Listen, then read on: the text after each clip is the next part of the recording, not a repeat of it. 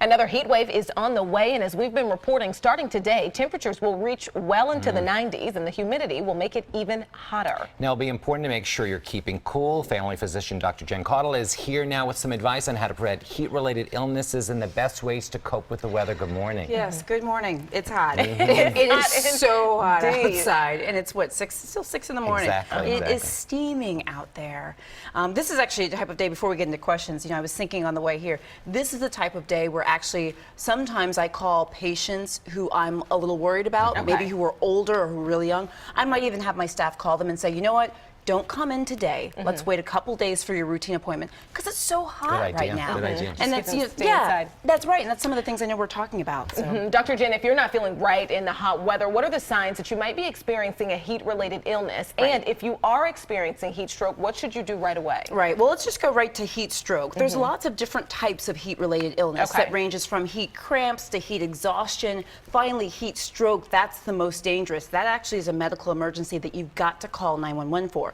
So some of the symptoms of heat stroke are a really hot and high body temperature. Body temperature can be over 103 degrees. Hot, red, dry or moist skin. Your pulse might be rapid. It might be very strong. And the kicker here, this is the big thing, is the consciousness of the person. Meaning they might be a little dizzy. They might be a little confused. They might seem off, or they might actually be unconscious.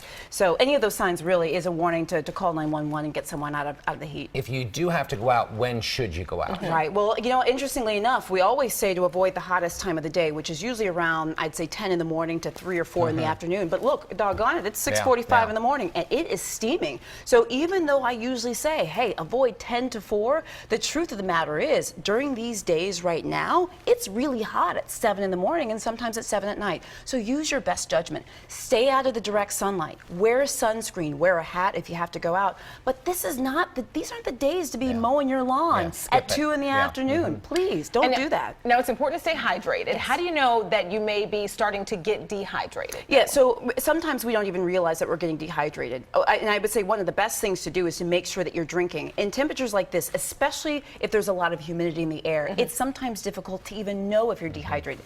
Drink plenty of fluids. If you've got certain heart, lung, or kidney problems, check with your doctor before you start drinking a lot, just to make sure you know how much you can drink. Well, thank you so much, Dr. Jen. Check on your elderly friends and parents and keep those pets inside as well. Keep the pets and the babies, everybody inside, and check on people. Thank you. Thanks a lot, Dr. Jen.